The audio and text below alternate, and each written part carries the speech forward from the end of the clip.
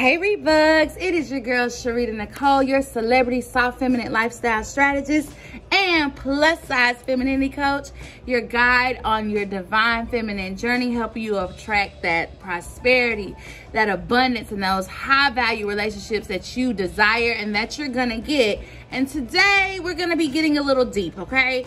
Today we are going to talk about modern feminism, child, and how its toxicity has been tearing the Black community up, okay? So let's get into it. When I feel what I feel, sometimes it's hard to tell you so. You may not be in the mood to learn what you think you know. There are times when I find you wanna keep yourself from me. When I don't have the strength, I'm just a mirror of what I see.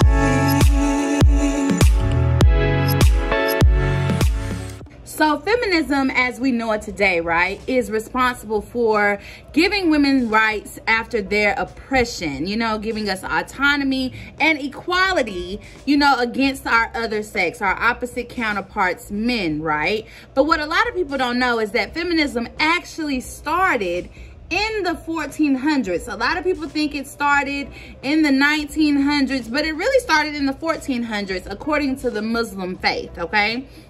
So according to the Muslim faith, the Prophet Muhammad apparently was told by Allah to give women their just due, to give them their rights, because at that time, women were treated worse than animals, y'all.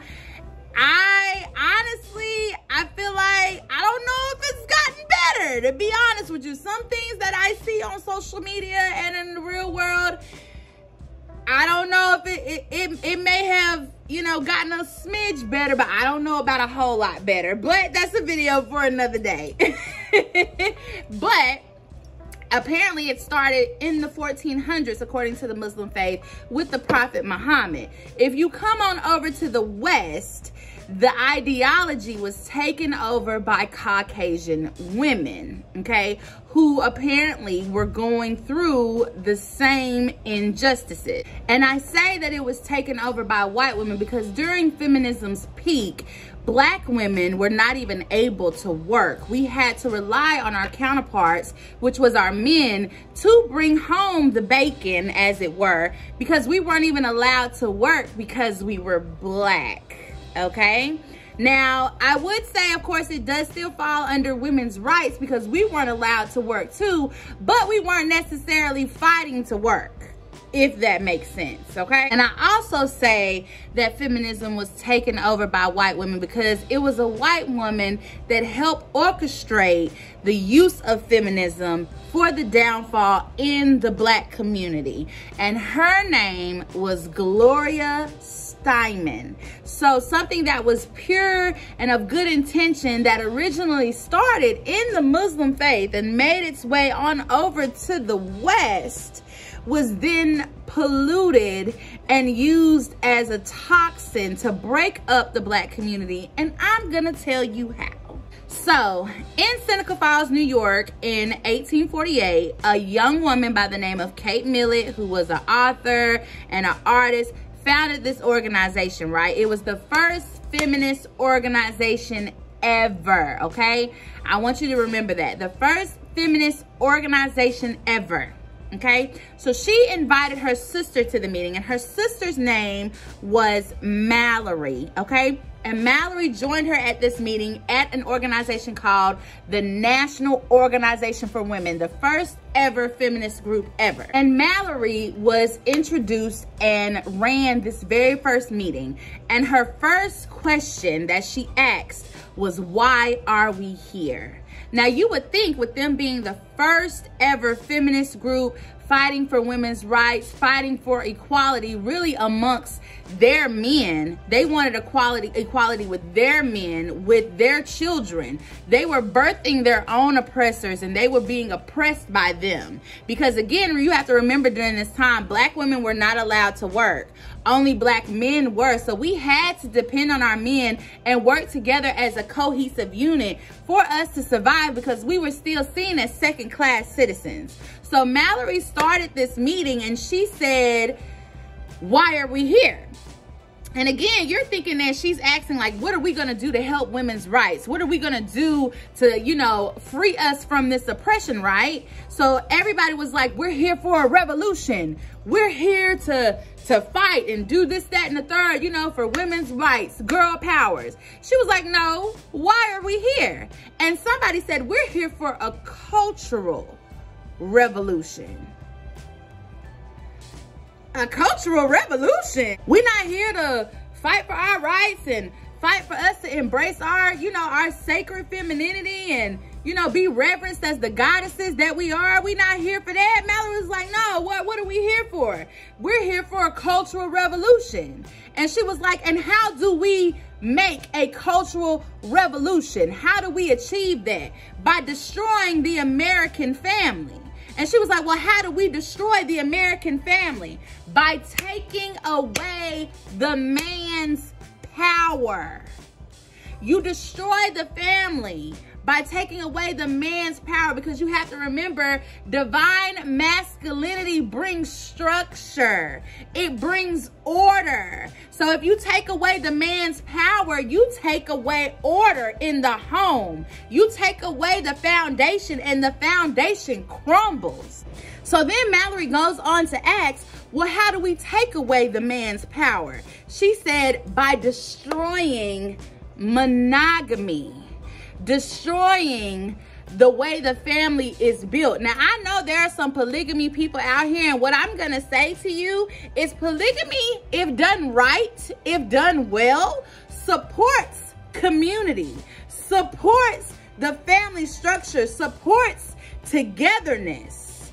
But when you destroy the idea of monogamy, you destroy the idea of the family at the base, because before you can become 3, 4, 5, 6, you have to first become 2, which is the foundation of monogamy. So she said, in order to destroy the American family, we have to destroy monogamy. Destroy the idea of the Black American family. So a couple of years down the line, Gloria Steinem begins to work with other government organizations to achieve the agenda of this first ever feminist group, who really wasn't even fighting for the rights of women, but for the destruction of the American family, specifically the Black American family. So Gloria knew that during this time of segregation and oppression of Black people in general, Black people weren't really gonna listen to her. You know what I'm saying? So she knew she had to partner with another white counterpart to help achieve this agenda of breaking down the Black American family. So she partnered with this author called Michelle Wallace. So Michelle just really came out of nowhere. She was apparently an author and, you know, a Black feminist. And she wrote a whole book dedicated to how Black women supporting Black men is just utterly stupid. In this work, she called Sojourner Truth stupid. She called Harriet Tubman stupid, saying that them supporting Black men was the dumbest thing they could do. She even went so far as to insult their looks and so on and so forth, just to push this agenda across that she really believed everything she was saying. So her and Gloria tag teamed together along with another known government organization to push this agenda and influence Black women to go at it alone, or what I like to call that false independence bubble, okay? This was the birth of that false independence bubble. And feminism, what we originally thought it to be, that pure thing that according to the Muslim faith, to give women their just due and their just rights and not treat them like animals, shifted and turned into something toxic. That false independence bubble is toxic, and it's really the ideology of feminism's message distorted. So Michelle and Gloria work together to really push this agenda in the Black community, and you see how it has taken over the ideology of Black women to this day. So historically, Black women have always embodied divine femininity, okay? From showing graceful strength to, you know, trusting their intuition, to being compassionate, to being nurturing, okay? I seen this girl, this young lady, make a whole post about how when an older Black woman calls her baby, when any Black woman calls her baby, she just feels so loved and catered to, because we are just naturally born with it, okay? But mainstream feminists would like us to overlook those qualities and dismiss divine femininity as a whole and lean more on independence instead of interdependence, okay? And it's pushing us to be more aggressive, but they're calling it assertive. There's a difference between being assertive and standing up for yourself and then being aggressive. Being overly aggressive, coming at things with force and brute and strength all the time. Not graceful strength, but brute force and strength like that. That is pushing us into our masculine energy and forcing us to stay there longer than what we would like to. Now, I'm not talking to people who love to operate in their masculine energy, because there are some women who are more comfortable with being in their masculine energy, okay? I'm not talking about that. But the women who want to find balance and operate more in their feminine energy, it's forcing them into a place of toxicity, because when you operate more in one energy than the other, and it's more than what you would like to do, it breeds toxicity. And you being in a state of feminism as opposed to divine femininity is forcing you to be in your masculine energy more than you would like to be, and it's breeding a toxic environment for you. And it's neglecting the divine femininity and the flow in your life, because you can't attract anything you want without divine femininity. You just can't do it. It's not gonna happen, because divine femininity is attraction. So if you're ignoring it, you're not attracting nothing new. You're just building and building and building and building structure on top of the same old, same old, same old. There's no flow happening in your life. Black women, it is time to reclaim your divine femininity, to reclaim the spirituality that lives inside of you. Being a divine feminine and embodying your divine femininity is about nurturing your soul, honoring your intuition. Stop telling yourself that you're crazy. There's nothing crazy about you. If you feel like something is wrong, something is wrong. If you feel like something is not it for you, don't do it. Being in your divine feminine energy is about honoring your intuition and embodying love and compassion. So how do we do that? Okay, let's get into some tips, okay? So first things first, like I said earlier, embracing your intuition. That gut feeling that you be having that something is off, or if there's any resistance, or if you feel like you have to do too much, have to go through too much, that's not for you. Honor your intuition. Embrace honoring your intuition. Choose the path of least resistance, especially when it comes to these relationships with these men, okay? You don't have to do a whole lot of anything. If a man really wants you, he wants you. You don't have to do a whole lot of nothing, okay?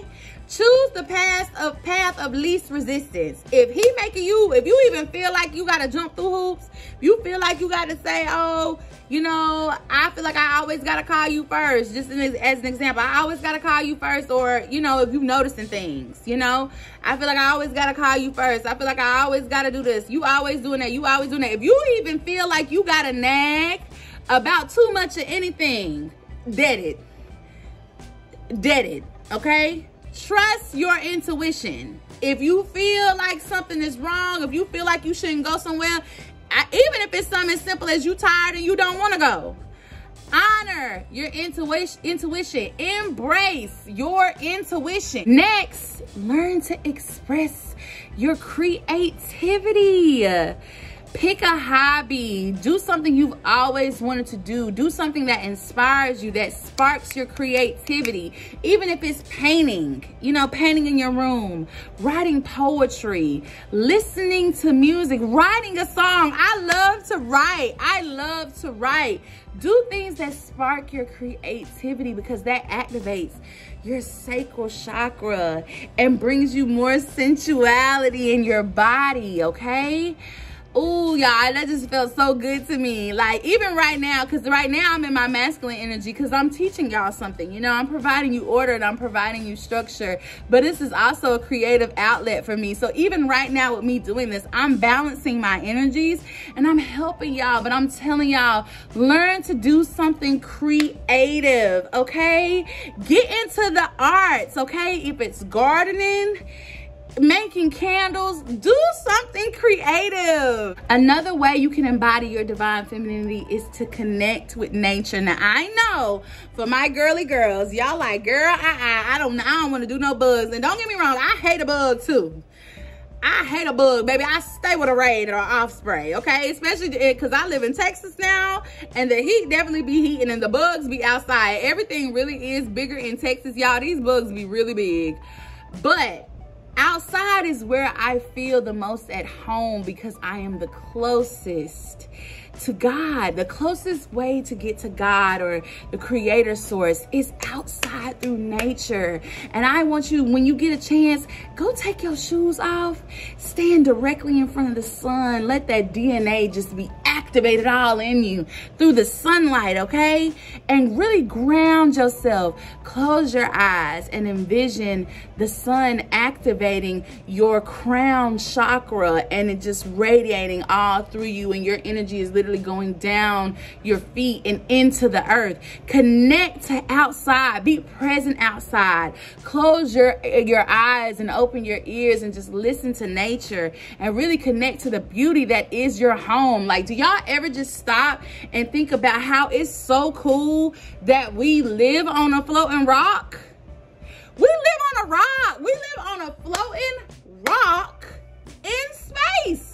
There is nothing attaching us to anything. We are literally just floating, minding our business. And our home is beautiful. Our home is filled with beautiful things, beautiful flowers that provide us food and nutrition with fruit. We have water that flows literally out of the ground.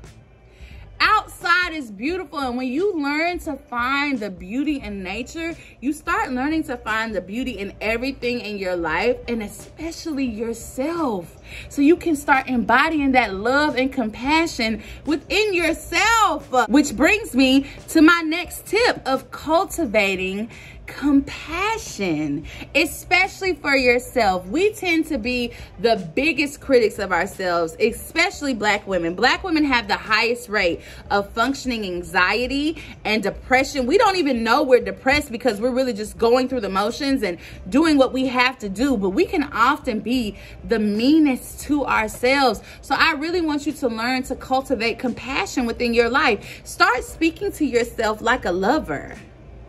Tell yourself, I love myself. I am perfectly imperfect. There is nobody on earth like me, because there's really not, girl. It's only one you, and can't nobody do it like you. Nobody. You got to start telling yourself, I love who I am. I love every curve on my body.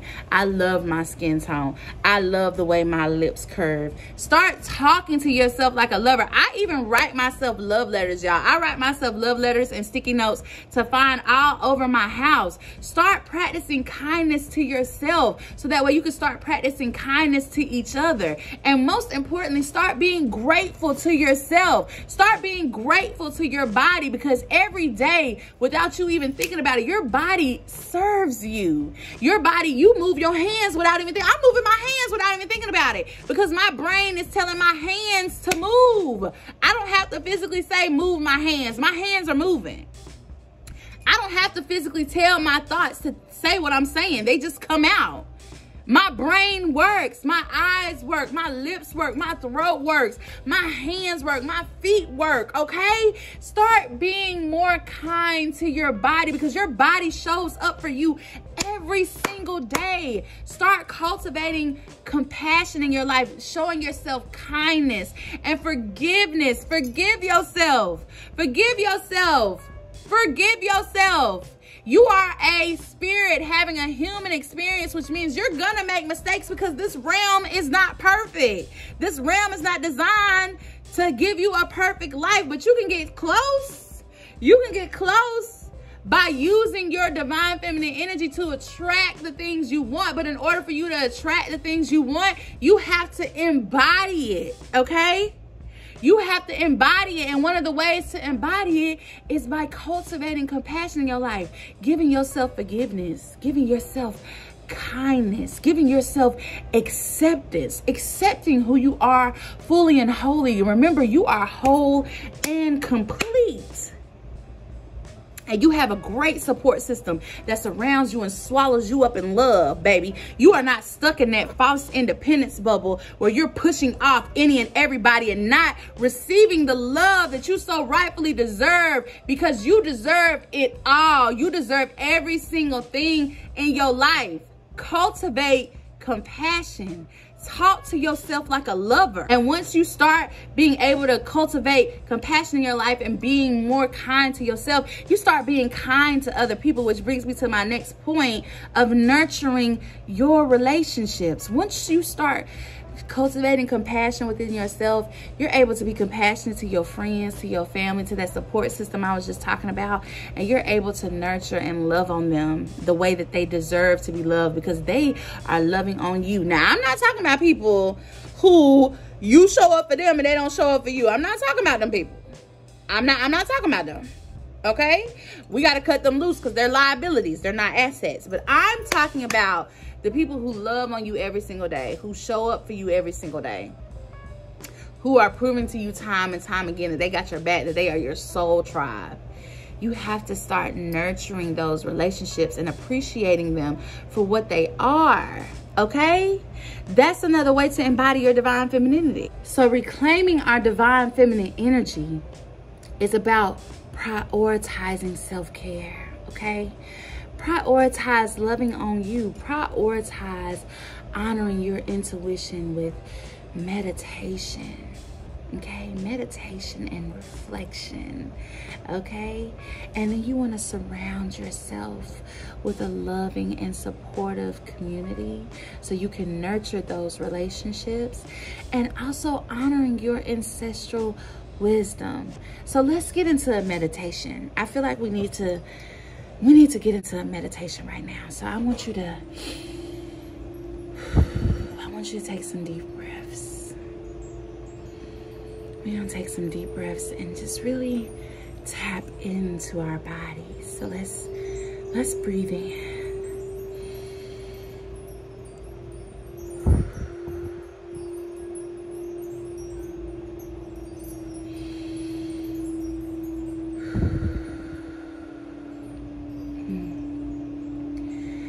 As you breathe into your body, I really want you to pay attention to your body. I want you to pay attention to any resistance that you may feel in your body, any pain that may be arising in it, any pulls, any tension that may be stopping you from really being able to flow and sit into it. And as you pay attention to those pain points, every pain point that you feel, I want you to tell yourself, it's okay. I release it. I let it go.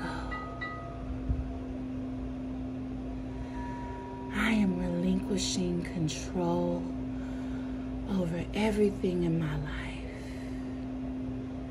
because everything shouldn't be controlled by me. I don't want it to be.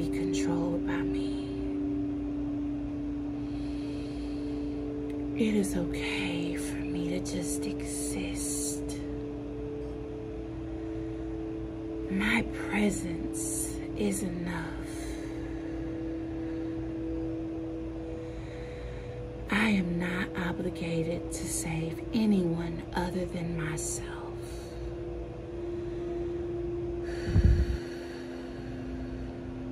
I love me.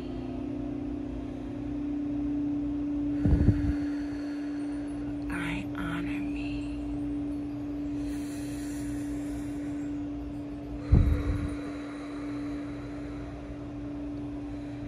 I am whole.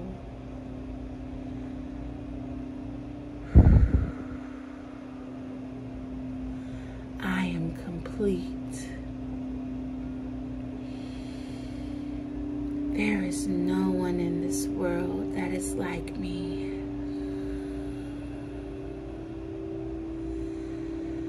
Divine femininity is my birthright.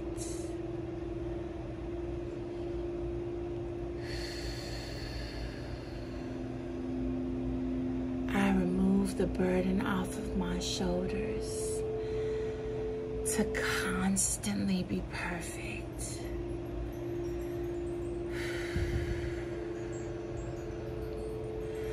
I'm showing up for me, like how I show up for everyone else.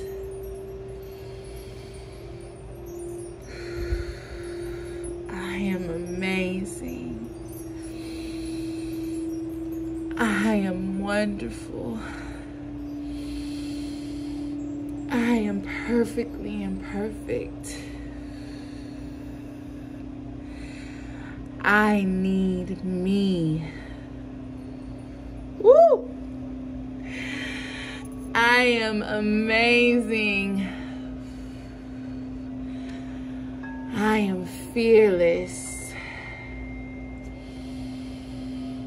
Woo! I am perfectly imperfect. I am abundant. I love me.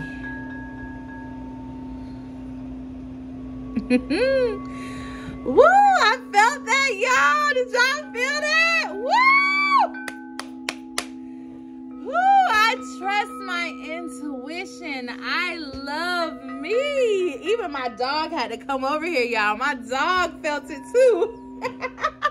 Whew. What I want you to really take from this video is just to remember that rejecting feminism is not about rejecting our rights and our equality as women, but embracing divine femininity is about reconnecting to our spirituality, reconnecting to our roots, and restoring the balance in our lives, and most importantly, in our communities.